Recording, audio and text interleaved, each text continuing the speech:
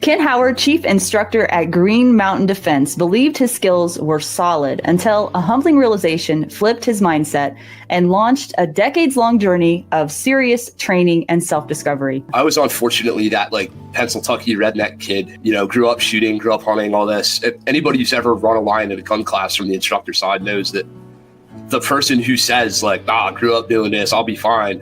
Mm-hmm. You're immediately like, okay, so that's the person that's going to kill me today. This is how I die, right? He's not military, he's not law enforcement, and not even a world champion. Kent is just an everyday citizen who transformed into an elite instructor by mastering how to teach, not just what to teach.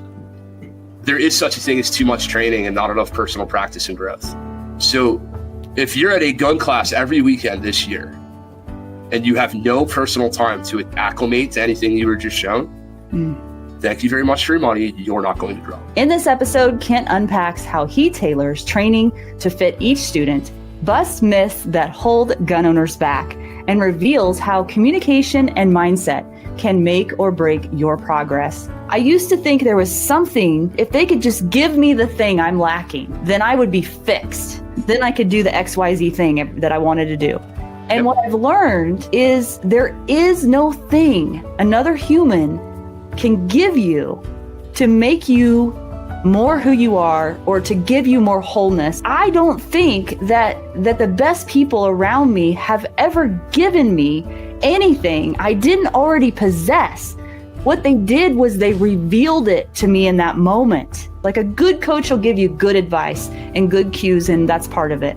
But a great coach will ask you the right question at the right moment that'll reveal something inside of you that you didn't see before. And that's something then that you have that you can carry with you even after that class is over.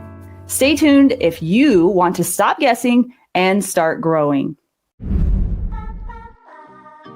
If you're new or watching this as a replay, welcome. I'm so glad that you're here. Please subscribe on YouTube, Rumble, Spotify, Apple iTunes, and anywhere else that you can see me or hear my voice. If you don't want to miss another episode of Defenders Live, you can join our free community at defenders-live.com and become a free subscriber. Lastly, if you're looking for exceptional firearms or self-defense training, go to defenders-usa.com and look at their calendar to see what training is coming to you this year.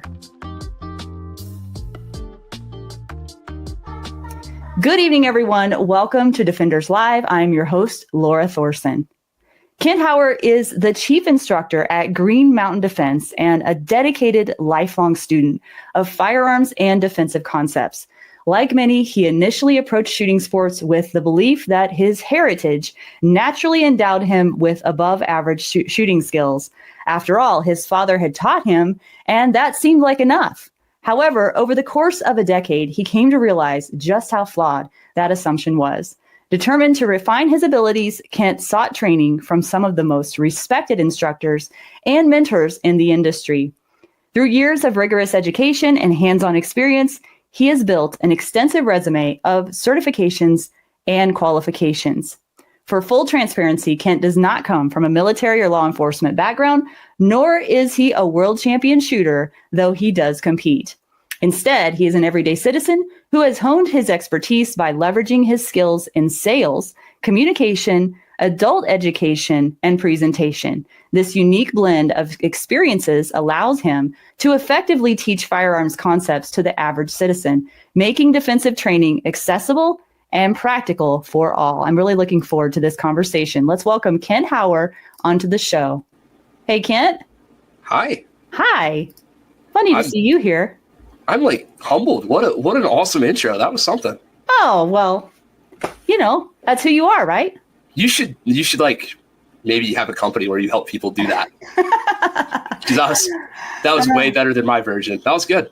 Maybe it was just your voice reading it in the perfect saccadic rhythm that made it sound so awesome. But well, it hasn't always been a perfect rhythm. That's for sure. If you go back and watch some of the earlier episodes, yeah, you go back and look at stuff you did a year ago, and sometimes it's man, there's a lot of growth there. That's what I'm going to choose to see, a lot of growth, right? It's funny you mentioned that. I have chosen not to take anything down I've ever put on the internet. Me too. You can go see shooting videos of me shooting in 2009. Mm-hmm. Not the world's promo video for the product I'm putting out today. But like, that's who I was then. You know what I mean? Yeah. Yeah. I'd love to dive into that a little bit more because, I've been on my own journey as well. And when I've told multiple people this, but when I met Adam Winch in 2022, I think it was, or what was it, 2023? I can't remember. I was already a firearms instructor. I started my certifications in 2020. And so when I met him, I thought I kind of knew a few things. And then I learned that I did not. And so did you have a similar experience? I did. Mine, I mean, it's been a minute, but yeah, I was unfortunately that like Pennsylvania redneck kid, grew up shooting, grew up hunting, all this. If anybody who's ever run a line at a gun class from the instructor side knows that the person who says like, grew up doing this, I'll be fine. Mm-hmm. You're immediately like, okay, so that's the person that's going to kill me today. Like, this is how I die, right? Yeah. So I took that mentality with me to New England, up to Vermont, where I went to school and wasted my first $100,000 on a degree worth nothing.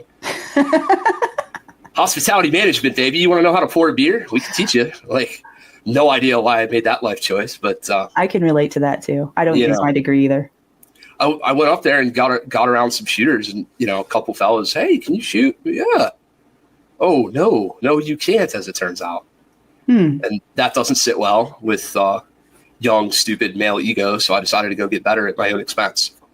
That took a long time. But sometimes male egos that get defensive about, their inabilities don't take the initiative that you took. So That's what fair. is different about you? I think I have just enough like work ethic to where I can look and go, no, wait a minute. Why can that person do that thing that you can't do? And if it's not like God-given talent or ability, like you're never going to catch me dunking a basketball or pole vaulting or something. Like, you can look and go, I don't think this is your path, but no reason you can't shoot a gun better. And then I sort of got dragged into it by some friends until you're tired of being the worst guy doing it. And eventually I went to, I put some effort in and I went to the SIG Academy up in Epping, New Hampshire. I went for a class there, and they kind of do this thing at the SIG Academy where they like sort of sidle over to you and they go, hey man, you need Jesus. Like you could use some help. Right. And my first experience there, I was the like, hey bud, come here a minute guy.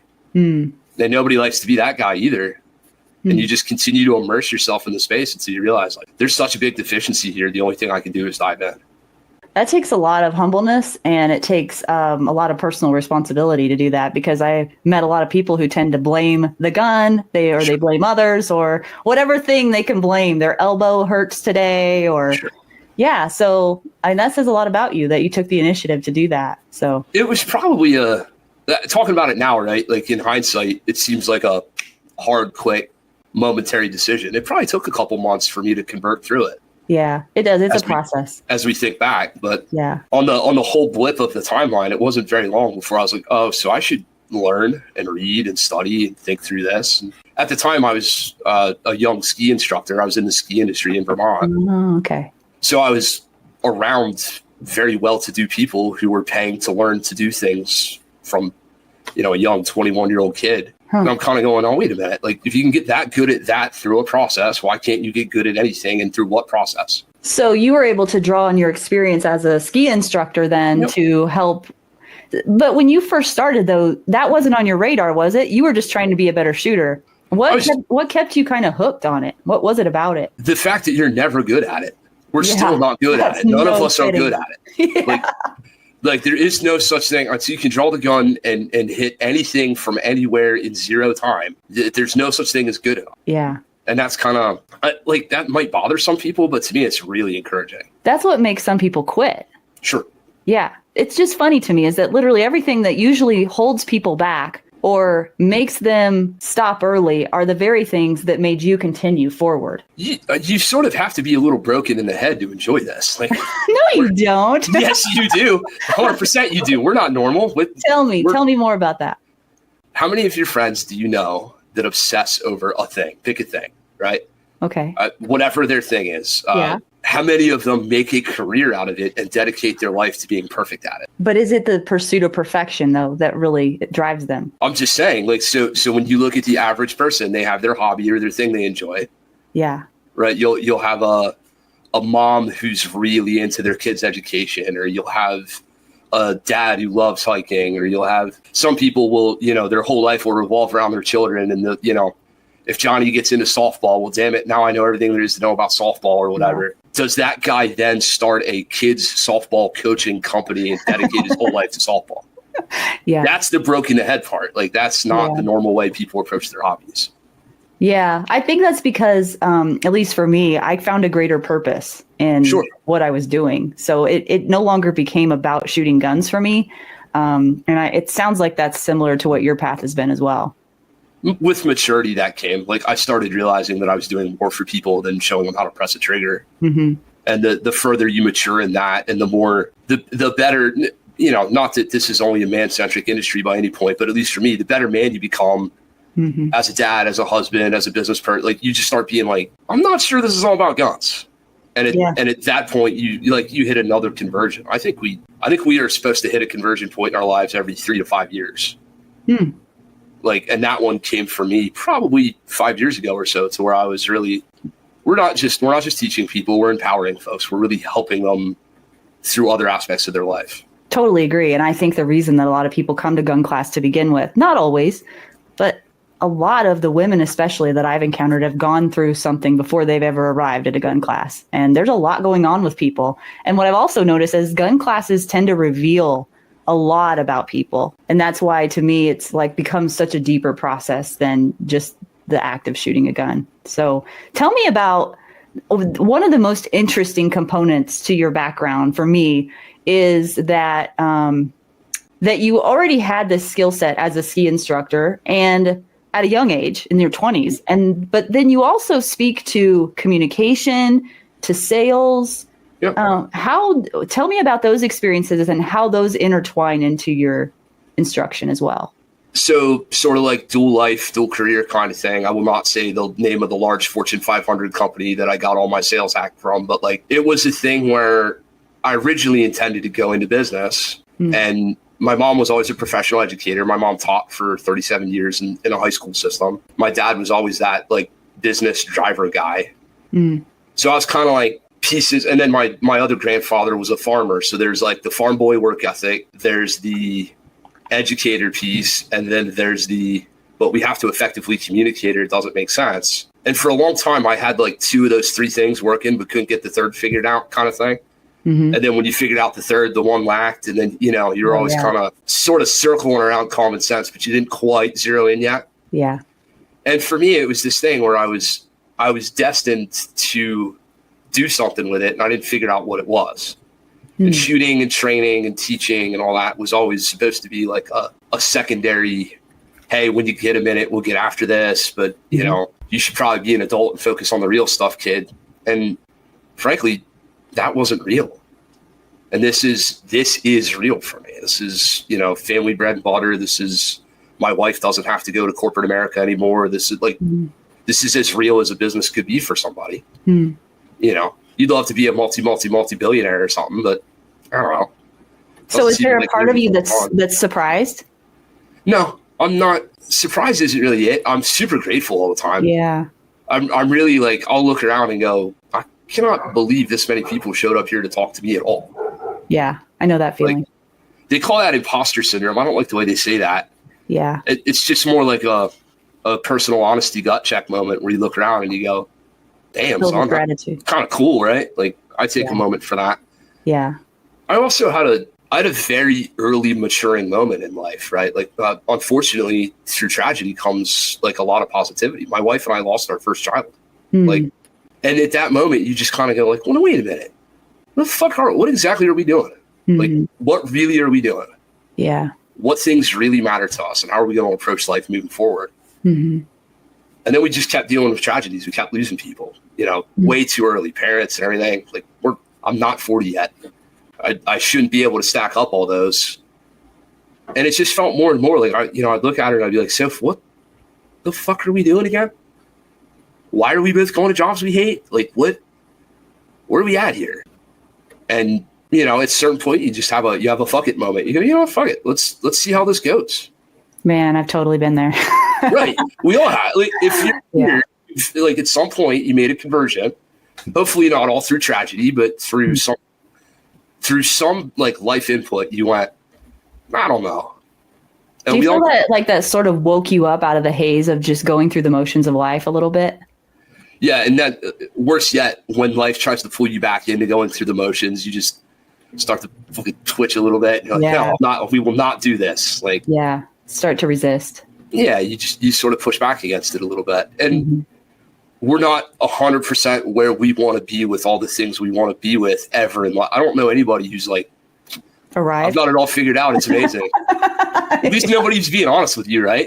Like, no.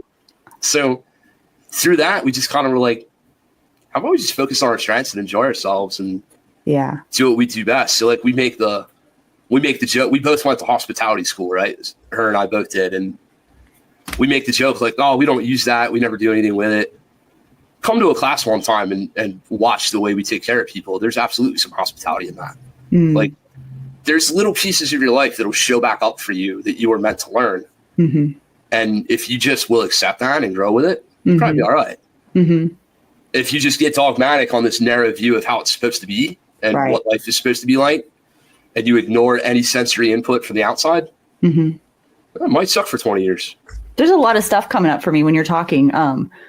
First of all, before we move on to the next thing, and I got to keep taking notes for myself because I don't like to interrupt and I want to hear what you have to say. But when you talked about the notion of that we've never arrived, I would say my experience is that it is a dangerous notion to assume or have an expectation that there is a point in life in which I arrive and I'm good to go. And so for me personally, there was a goal that I set for myself, and I hit that goal without even realizing I had actually surpassed it. And on the other side of hitting that goal, I got really angry because I had put an expectation on how it would feel when I got there. And I was really pissed off because I'm like, this is bull. I hit this goal. I got to where I wanted to be. And I thought there would be like some kind of this breakthrough moment where I would feel like I have arrived somewhere. And I feel the same way that I did before I reached that goal. And then it occurred to me that I had set my expectations incorrectly for arriving somewhere. And instead, I should have been looking at that as a goalpost or as a mile marker on a journey.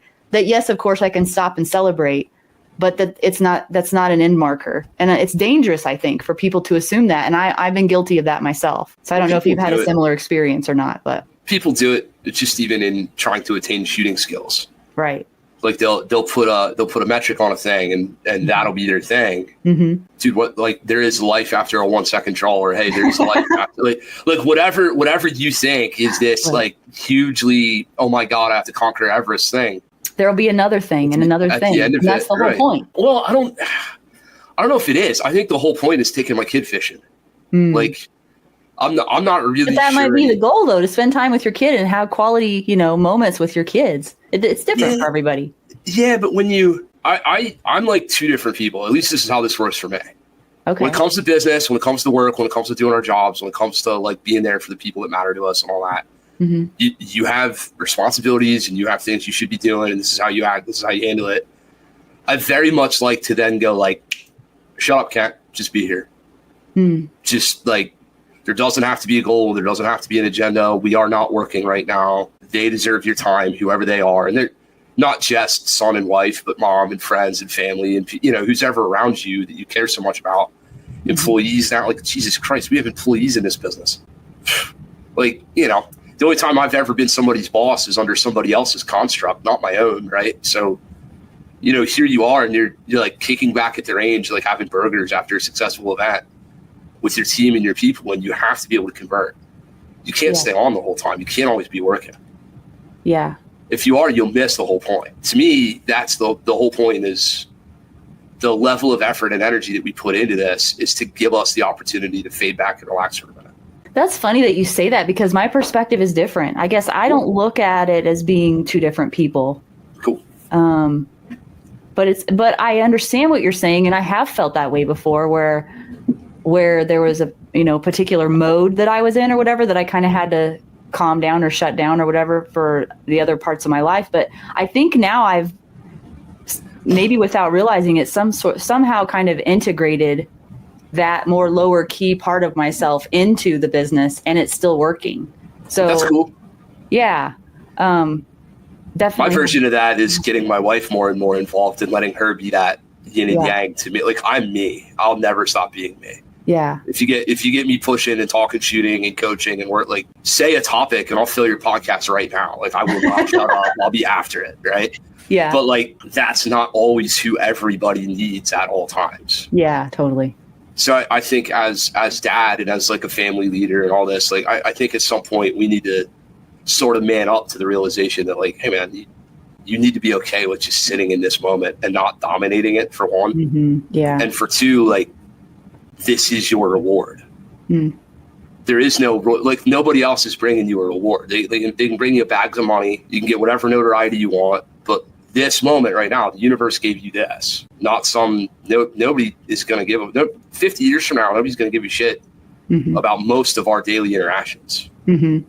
You know what I mean? Yeah, true statement. So we should probably just kind of learn to enjoy those a little bit. And when you put less, it's funny, when you put less of a attainment marker milestone on stuff for yourself, the better you do.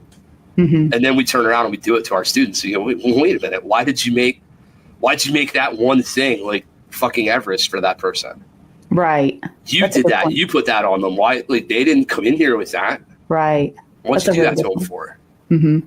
And then you wonder why they're not learning. And and they feel all kinds of pressure and right. Yeah. Yep. So instead of that, then, we were just talking about your background.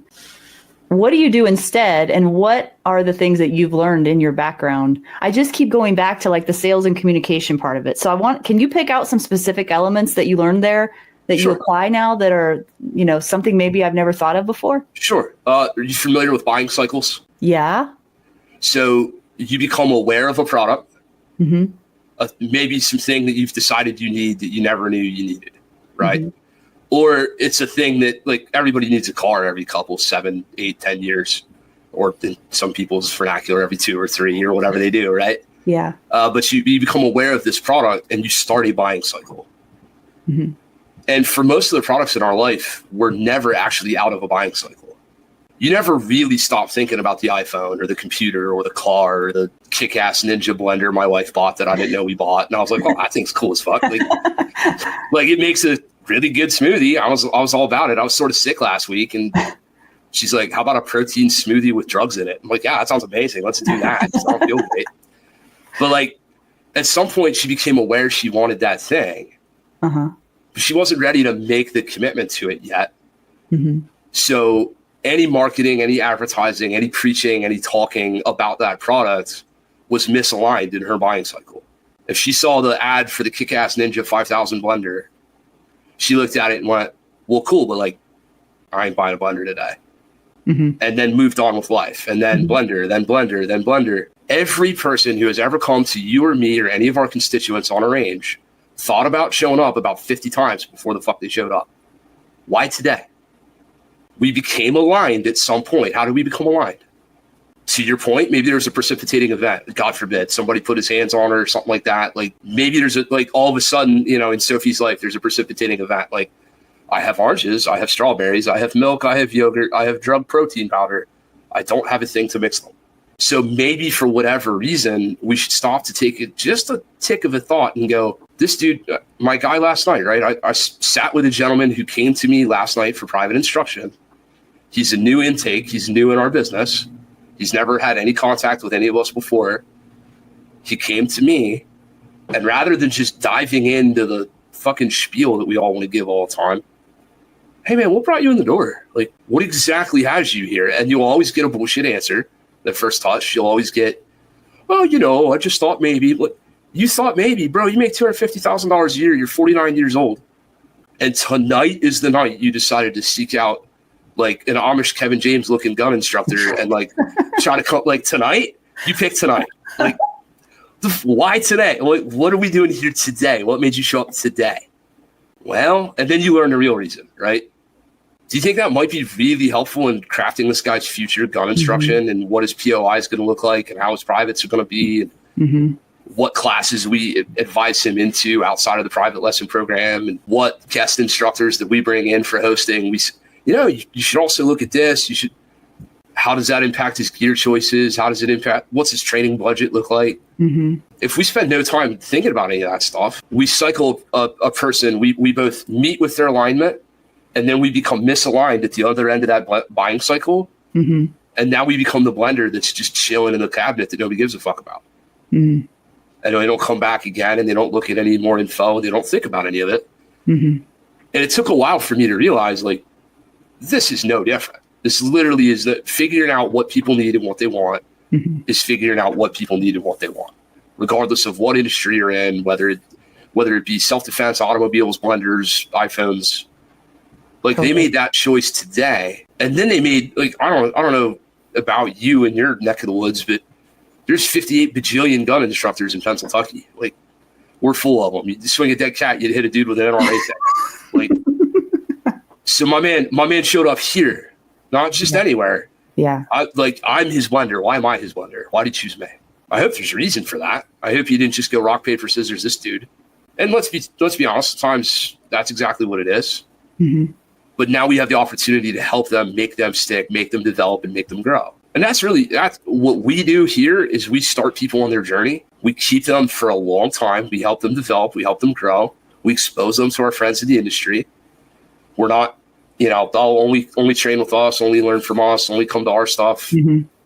I break my back freaking hosting other people and co-instructing with them and AIing for them, or they AI for me, or whatever. Like, we're constantly collaborating. The next thing you know, you go, damn, we got a pretty thick Rolodex of customers who love us, and we don't have to push very hard for new business goals or attainments. And now we can just actually do the work and actually provide the product we said we were going to in the first place. Yeah. Which is frankly supposed to be the hard part. Yeah, I think you hit on something that a lot of instructors miss, which is really the heart of the business, the heart behind why we are instructors to begin with. And I've been in classes where I've just felt like kind of like a cog in a wheel sort of feeling, where I'm just another person in the building going through this process that's not at all personalized to me. I just have to conform to what is going on in the environment. I don't feel very seen. I don't feel very heard. I just have to make sure I'm at least not the last person, the worst person in the class kind of a feeling, and keep my head down and don't ask too many questions. I've felt like that in many classes before. And what you're referring to is a completely different experience. And it sounds like what you care about first is the person that's in front of you, why they're there, how you can personally best help them, which I mean, it's like so crazy we're even saying this out loud, and this is actually like a problem. But I wonder if the training industry in some ways is turned in, talk about a lot of rubber stamping going on in the certification process. I feel like there's a lot of that going on in the students process too. And did you say the word industry? Yeah. We are not an industry. What would you say we are? Cottage industry at best. This is not entirely my paradigm. I've talked about this with several of my peers, but like, I hate to say this, industries have standards. Like, the freaking automotive fastener industry has more standards than gun instructors. You kidding me right now? We're by no means an industry. The firearms training universe is the same 7,000 students passing the same $500,000 around in a big circle. Yeah. And I get to hold my piece and you get to hold your piece. We're all just holding on to our piece of Legos in a big circle. That's all we're doing. Yeah. If we want to be an industry, we need standards. We need growth. We need to be able to hold each other accountable. You'll find pockets of that in different cliques or in different niches or whatever. But in all reality, like, Google firearms instructors in Pennsylvania, firearms instructors in Utah, firearms instructors in Delaware. Google will have to kick into its third server bank to give you all the result. Like, you can just click and click and click. They're everywhere, right? How many of them are putting in the level of effort that folks like us are? Totally agree. Now, here's the counter argument to that, which I know you've heard, which is, okay, if we put industry standards into the firearms community, then we're asking the government to get involved, or, some bigger entity that doesn't know what they're talking about. What would you say to that? I would say the best industry self-police before the government makes them. Like, you'll find a guild. I'm sort of making up the automotive fastener thing, but it's my new analogy for the purpose of this podcast, right? Yeah. Like, I'll bet you could go find an automotive fasteners guild made up of the top best 5 automotive fasteners brands out there. Like, I'll bet Mopar and Ford and Chevy and them already figured out how to do it right before the National Transportation Safety Bureau came down and made them do it themselves. You could like chicken or the egg that to a degree, but you get my point. Mm-hmm. And to your earlier question, like what is your other career business life like shown you? I've seen where industries have self-police before it needed to go that way, because it's unfortunate. Like there's really terrible training out there, and there's really amazing training out there right next door. And like, how do you know? They don't have any way of knowing the difference in the beginning. The client has no clue. Like you ask the client, you go, what brought you to me? Some person goes like word of mouth. Hey, this guy, my accountant, my barber, my whoever, like he said you were squared away. She said you were squared away. Mm-hmm. I saw you volunteering at the range to do stuff as a board member and stuff like that. So that made me think you're like, there might be some thought process to it. Mm-hmm. I'll tell you what it ain't. It ain't my flashy marketing, because I certainly don't have flashy marketing, mm-hmm. which tells me that I was the service that was available at the time they decided to go. And maybe within proximity of where they wanted to go. Yeah, sure. Probably within proximity. Like we decided that this here coming weekend, we were going to do something about this. Mm-hmm. So we looked for shit within a 50-mile radius of us that's coming this weekend, and you were the mm-hmm. guy. Mm-hmm. That's usually the real truth. Mm-hmm. Now, what got them across the curb, so to speak, may be any number of life circumstances. But if we don't present ourselves, communicate effectively, show a level of maturity to the point where they actually want to share with us what got them off the schneid, right, we'll miss them. Right. Yeah. Because if you show up to my class and I'm standing there with a Monster Energy drink and a scowl on my face, which, I mean, depending on what time in the morning you show up, you might see that either way. But like, if you roll in and you see me not giving a fiddler's what about you, and you just come rolling up and I go, morning, sign this, we'll start at 8. Yeah. Or is there some like surprise and delight hospitality like attitude? Yeah. With me and my crew, I'm like, we're there and we're setting up and things are happening and we're working on, the layout and the target array and what should look right and this and that. And we've done all that, the night before, and now that morning we're just making sure everything's squared away. I love watching it in my team. Yeah. If I'm looking at my team and my back is to the driveway up, and one of my dudes sees a car, you immediately watch them go like, showtime, dude. Like you can immediately see it. It must be what it's like in the back at Disney, where it's like, all right, it's time to be fucking Mickey Mouse. Or like, you know what I mean? Like, you can immediately see the vibe change. I don't have to say it. Yeah. I don't have to be like, come on, places, everyone. I look up and I see. It's because they're happy to do it. I'm so blessed in the people I have to. Like, I've got a gentleman who's been doing this for 50 years, working for me now. Like, are you kidding me? So you just you look up and you see a 77-year-old man who's still energized about teaching. Yeah. And I see him look down. Every word I'm about to say, he immediately just looked at the client. He's like, shut up, boss. Get on my way. Yeah. Heard that. I'll be over here if you need me. Yeah, that's awesome. I love that. And now the magic happens because now we got our opportunity. Yeah. Yeah, totally. If you're not thinking of it like that, I don't know what you're thinking of. Right. Yeah. And for those people who are in a business, no matter what the business is, that is the magic that keeps people.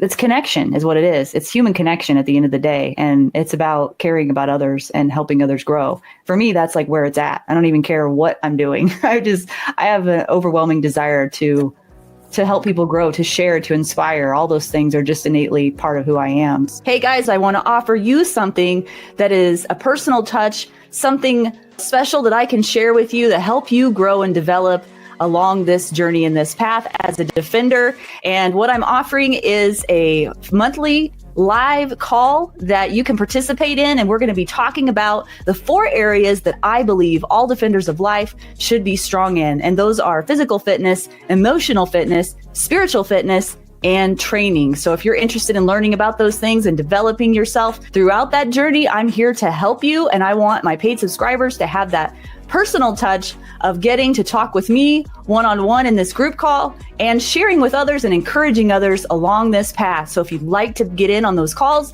go to defenders-live.com, become a paid subscriber. I cannot wait to see you there. And thank you so much for your support of Defenders Live. I wanted to go because we're running out of time. I don't know how that happened, but we're a little over the halfway mark. So before we end, I want to make sure that we touch on a couple of things. The first one is, well, at the beginning of the show, I promised the audience, I think I called them Mythbusters. I can't remember now. Yeah. So I thought, well, I better make sure we deliver on that promise. And it sounds like you have a unique perspective anyway, but I'm just curious if, were there any misconceptions you had going into training that were busted for you? Or are there any misconceptions now that you actively are trying to bust? It sounds like with your approach to training, that sounds more like maybe what we could speak on. I'm just curious your perspective. Sure. So for one thing, people prioritize gear over any Always. Sort of training modality, mindset, education. Yeah. Any other resource that prioritize gear, right? I hate to tell you this, but it's a thing with a little lever on it that you press and some shit you line up or something like I promise you'd be all right. It's either safe, reliable, functional, meets your purpose, or it doesn't, right? But other than that, like almost every person who comes to me somewhere in the first 20 minutes wants to gear vomit. Yeah. They want, like, I got this holster, I got this mag, I got blah, blah, blah, blah, blah, blah. Sir, ma'am, I could not care less.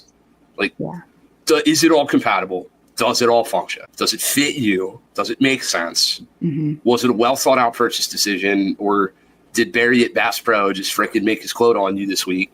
Like, where are we at with this? But other than that, right. Stop focusing on gear.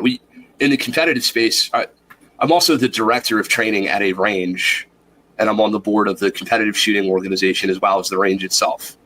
So I spend part of my life like trying to get people to come in and compete. And like the second barrier to entry for every one of them is, well, I don't have all that shit. Like, yeah, you do. You have a gun and a holster and some mags and some ammo and some eyes and some ears and a smile. Just show up. Like, let's go. Stop with the obsession on the gear. So if people are chasing skill, like I watch guys come out to the range with the 7th and 8th and 9th new setup and new gun, and like, man, you're 20 grand into this shit already, and you have not attained the progress you wanted to attain because all the time you could have been spent dry firing and working on this shit, you spent reading about guns to go buy. Who do you want to be? You could be there's nothing wrong with being a hobbyist. How many people love to fart around with their Corvette all weekend and like drive it for 45 minutes and then put it away and then change the exhaust, and then nothing wrong with that. But don't mix metaphors and pretend you want to be a race car driver if all you want to do is change your exhaust all the time. That's one of my favorite myths. Let's see. You want another myth? Yeah. Let's see. Age, race, sex, income level has anything to do with your attainable performance. This is a very unifying skill set. Again, a thing with a lever that you press. Like, if you can open a doorknob, I can show you how to run a gun. Let's go. Like, stop with the personal reasons why you can't. I'm tired. I hate hearing it. It's all personal down talk to me. It's all the stuff people tell themselves. Like, same thing about weight loss or personal fitness or anything else anybody want. There's always a reason why I'm special and I can't do that. Bullshit. Get out of here. You'll be fine. You want a third myth, or do you want to stop at 2 myths? I love it. I don't know. 3s are good, right? All right. Let's do a rule of 3. We'll go with 3s. There is such a thing as too much training and not enough personal practice and growth. A very good friend of mine, actually, when I talk about other trainers, I'll talk about them in a great light. A guy by the name of Zach Cox from Apache Solutions. Constantly hitting those dudes up and collaborating and training together and doing stuff. And I hit Zach up about a class about a year ago. I'm like, hey, man, you coming to this one? We'd love to have you. It'd be great to see you. No. So why not? And he goes, I'm not going to learn anything. What? He goes, bro, I've been to 50 freaking gun classes in the last 3 years. It's time for me to practice some of the crap I've already been shown before I show up to another class. Good point, yeah. You know, bro, you're 100% right. That makes total sense to me. So if you're at a gun class every weekend this year and you have no personal time to actually like acclimate to anything you were just shown, thank you very much for your money. You're not going to grow. Yeah, that's a really good one. That's a really good one. I mean, how many of us, if you'd like, I can start pulling the binders out and flipping through the class. Like, it's stupid. Like, I'll be honest with you. I look and go, there was a period there where I was oversaturated and not really diving into any one topic or any one discipline or anything. Yeah. I was straight up coin collecting or certificate collecting or, chasing the high or whatever you want to say. But are we really growing? And is growing really the goal? Like, look, dude, if you like gun class, like you like golf, cool. But then don't say you're here to grow. Just say I'm here. Like, this is enjoyable for me. I like this. Yeah. I have clients that do that. I've had the same couple for 3 years straight. Every single week they do a private lesson with me. They miss like 3 a year for something like Christmas or some shit. And I go, guys, like, do you feel like you need a break? And they're like, no, you don't understand. We won't come do this unless we're doing it with you. We love this. This is fun for us. Aww. We're still learning. Shut up, take our money. We want to be here. Why? Fine.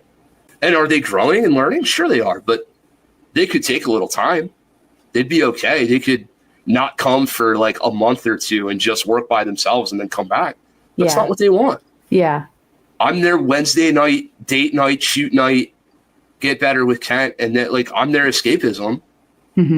If that's what you need to be for somebody, then that's all right. We need to be able to stow our own ego as trainers too. And like, accept the fact that it's okay to tell people like, yeah, it's all right to miss the 51st training of evolution this year. Like, you'll be okay. Like the robber will not get you because you didn't come to like, you've got 20 of my certificates that, you know, if you get murdered in the streets tomorrow, it won't be because you didn't come to this one thing. So there's my 3 myths. That was pretty good, right? Did we deliver on our promise? I really like that. Yeah. Thank you for doing that. Let's finish up with, I'm curious if there's anything here, and I don't know if there is, but because you come off to me as a very thoughtful individual, a person who is articulate, who sees the deeper meaning behind things. I'm wondering, are there any things that you learned through your journey of becoming a better instructor, meaning particularly the adult learning concepts, right? How people learn. Was there anything that surprised you or that you had to kind of change your mind about as you were learning to become a better instructor? Sure. Well, I mean, you should be changing your mind pretty well constantly. Like nobody has anything figured out ever. Yeah. But besides that, just like the more yourself you are, the less of a facade you're putting up, the less I'm kidding, I want to Green Mountain, like the less bullshit you put out. And the more you're just, good evening, how are you? Like, we're gonna have some fun tonight. What do you want to learn? Let's go. The more genuine you are, the better you'll be received. And frankly, most of people's learning at this stage of our, if you're beyond, 10 years old or whatever the magic number is, most of your learning is experiential and emotional. You either are connected with the experience you're having and you're learning from it, or your emotions shut you off to it before your body and your physicality ever did. Right? Like, if somebody's checked out on you, it ain't because they're not tough, bro. It's because you fucking lost them by not being yourself. So when we lose students or when students check out on us, it's probably because of something that happened 45 minutes ago that we weren't tracking. Yeah, lack of awareness on our part. Yep. To some degree, yeah. Yeah, so because there are signs. Sure there are, but there's also like, there's the thing you say, like, I'm super thankful I didn't have to date as an adult because, like, got one. I got one to believe the hype. Like, it was perfect. All I had to do was get one to believe the hype. But like, if you've ever had to like make a friend, or I just had this experience on an airplane where like we actually had a with an airplane, like with a stranger. That was freaking wild. Like, there's a moment in the conversation where you say something and that person, like, either they vibe with you the whole time or there's a moment where they're like, I don't know about that. And if you're not cognizant that, like, oh, hey, we disagree. Yeah. Like, you disagreed with me earlier. You said something to the effect, like, I'm not sure that, like, I don't know about that for me. Yeah.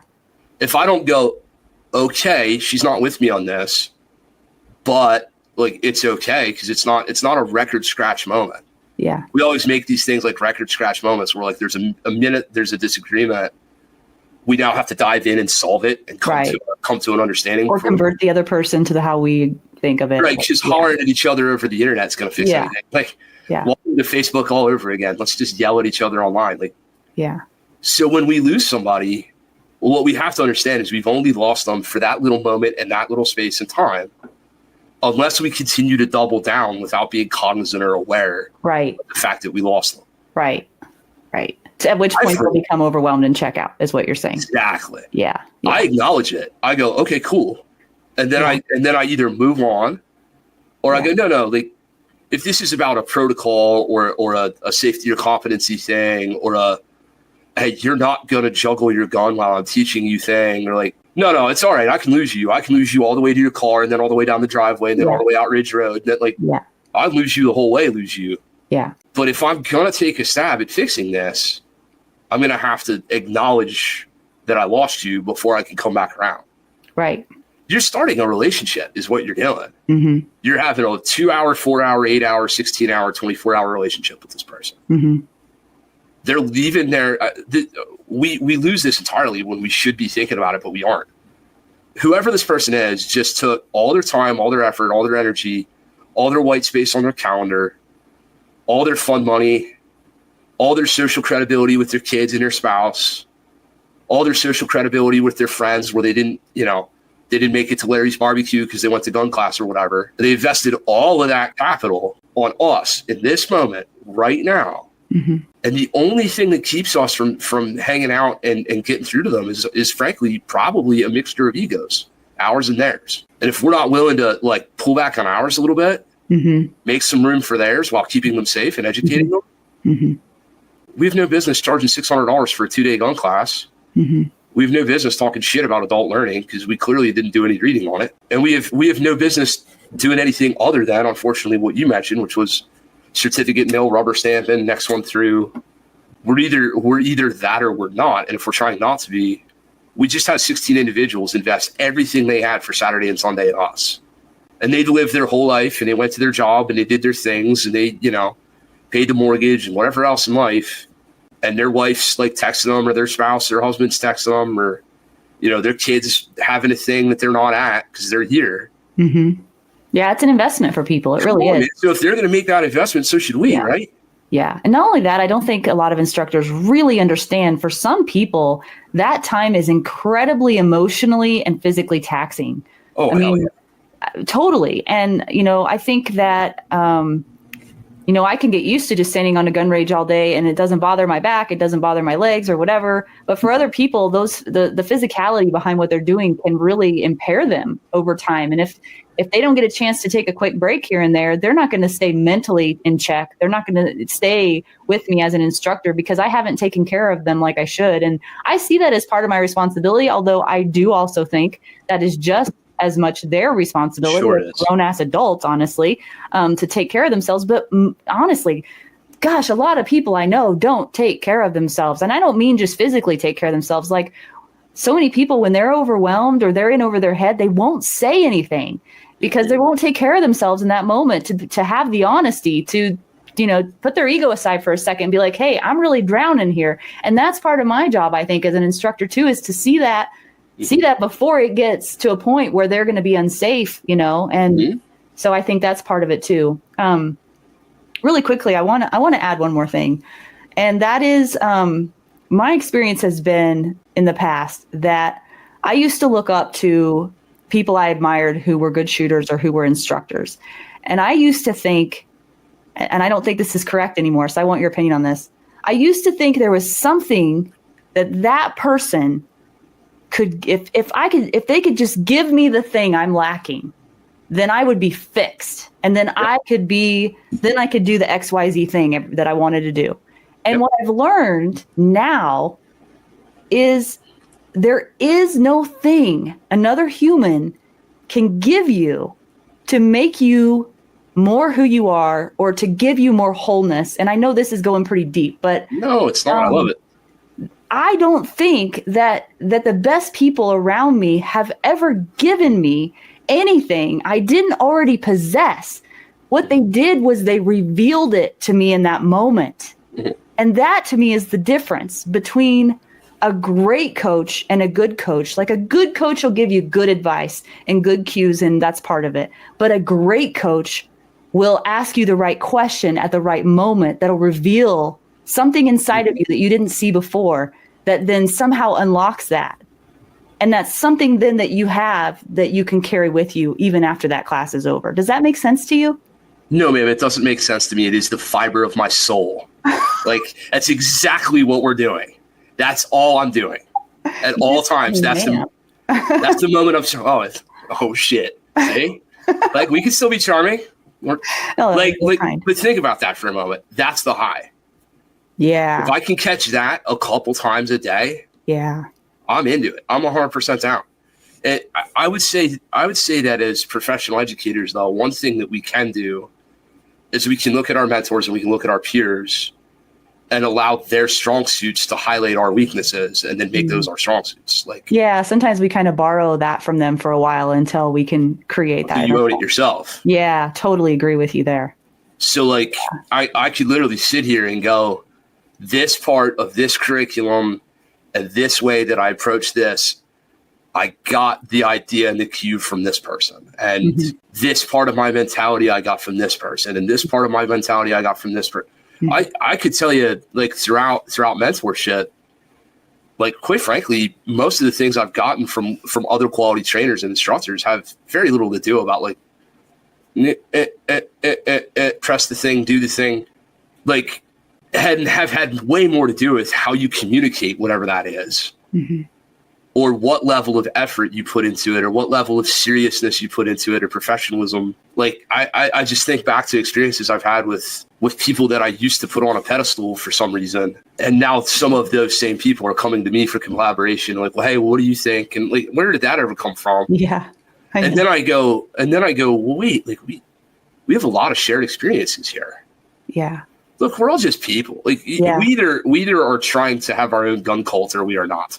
Yeah. Like, now, look, I'm all about the cult. I would like there to be all the miniguns in the moat, not very much like a helicopter landing pad and the whole thing. Like, that'd be kind of fun, but like, we don't really want mini cult, do we? We want a bunch of people to collaborate and work on things and get better at it.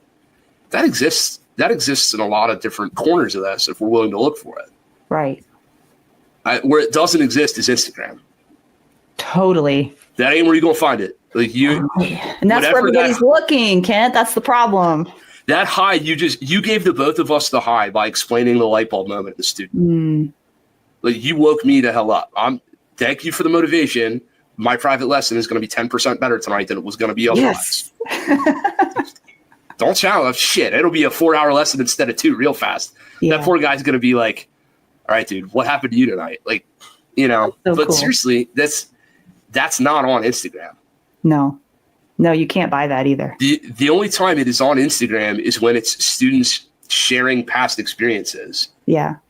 Being like, look at this shit. And all I see is faces when I think of that. All I see is friends and family and faces and stories and memories. And like, you remember the time this person explained this way and everybody freaking fell out laughing. And that one poor lady, like, projectile snarfled her liquid IV across the range.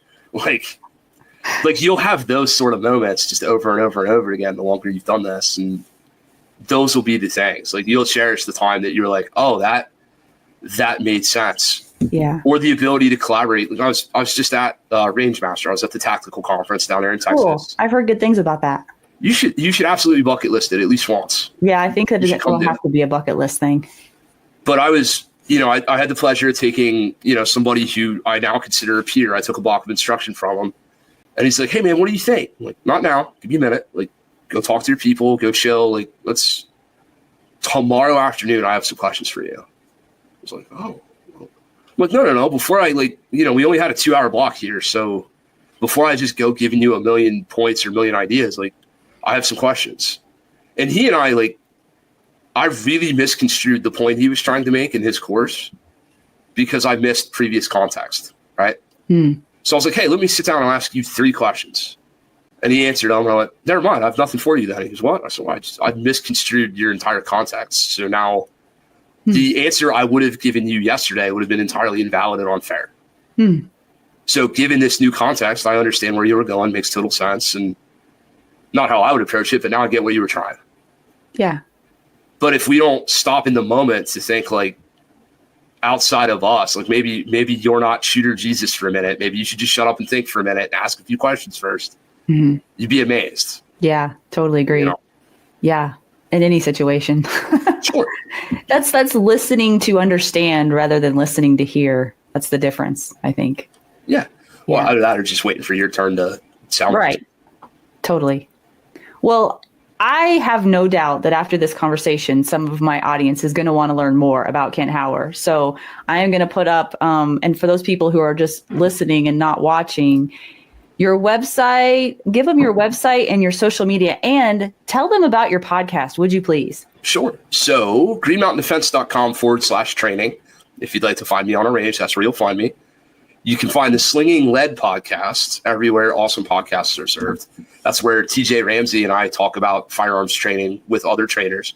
Lora, we're literally doing what you're doing. We're bringing other people on to talk about their stuff. We're not promoting ourselves. If you want to learn about my classes, don't go listen to the Slinging Lead podcast because it's all about everybody else's classes. You want to find me, greenmountaindefense.com, Kent at greenmountaindefense.com, and at Green Mountain Defense on all the socials, anywhere that matters. Instagram, Facebook, Twitter, I think. That's about it, right? We just auto share the same content to all the different places. And the cell phone number that you would have contacted me on is the same one that's on the website. Anybody can come find me, call me, ask me things, reach out. We've got a lot of really cool stuff coming up this year, instructor development stuff. Tim Heron and I are teaching together. Fun. We do some really cool, really niche training here. And when we're not promoting ourselves, we're just bringing in awesome guest instructors. Yeah. So look, if you're anywhere within the reach of coming into central Pennsylvania and you want to get some work done, let's go. I'm all about it. Yeah. There's a lot of times on this show where I wish I didn't live in Montana, and this is one of those times. All the other times I'm glad to live in Montana. I love it here. But yeah, I would. All I need is your range and 10 of your best friends, and I'll come. Don't tell me twice. I'll show up. Have you ever been to Montana? I have, not for firearms training. Oh, well, somehow it's way more fun. I don't know, to shoot guns in Montana. There's something about it. I don't know. I feel that way. Okay, so I feel that way about Texas. I feel that way about Nevada. There's a couple places on the planet. I also feel that way in New England, where you're shooting guns in Massachusetts or New York. Yeah. You kind of feel like you're getting away with some shit, you absolutely feel like you are the rebel scum and the stormtroopers will be coming. And then you realize the stormtroopers are the people who paid you to be here in the first place. That's kind of funny. You know what you need, Kent? You need a blog. A blog? Yeah.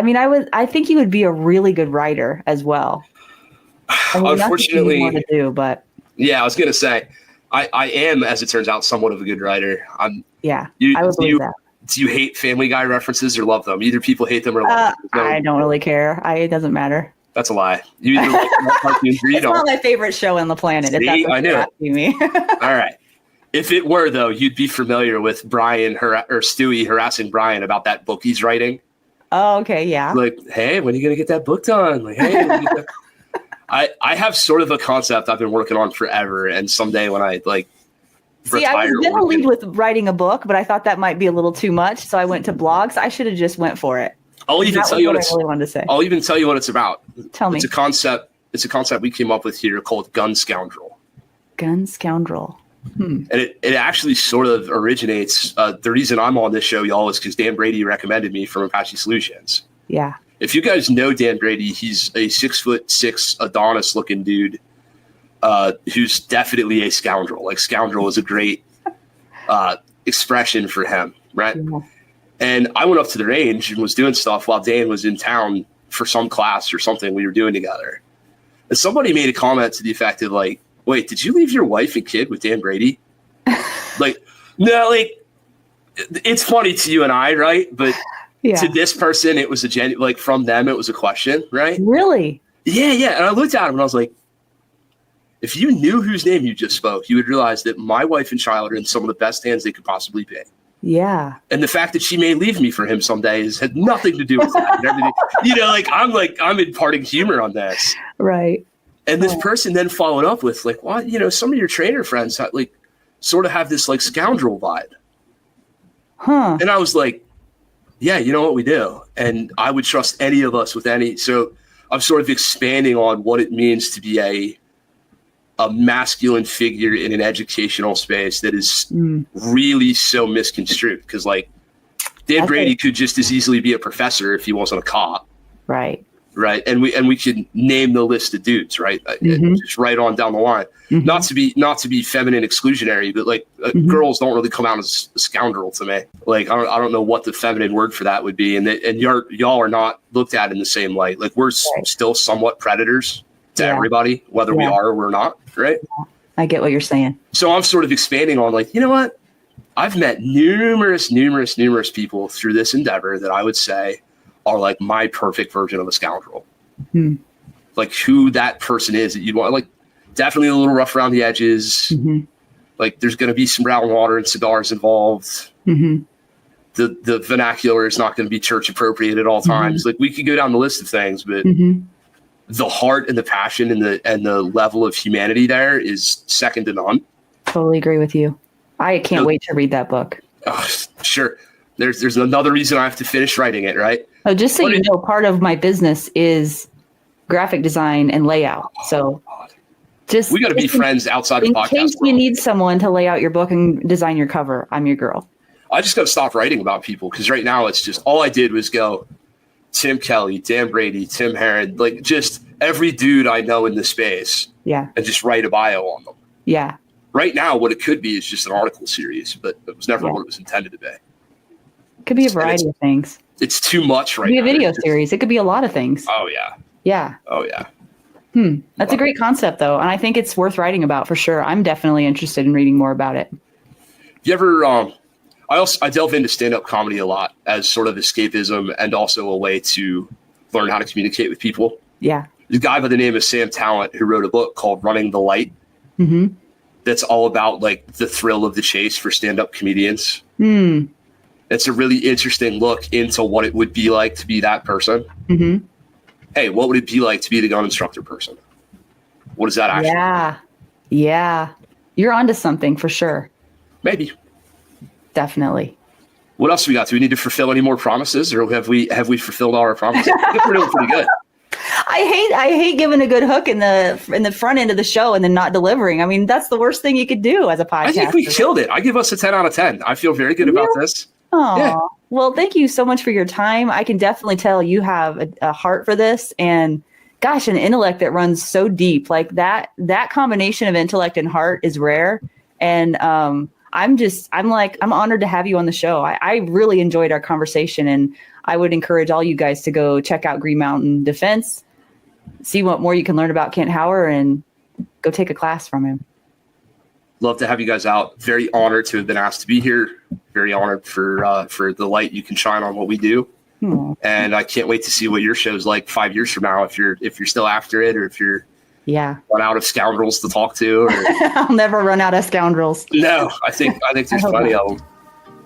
Yeah, awesome. Thank you so much. Thank you.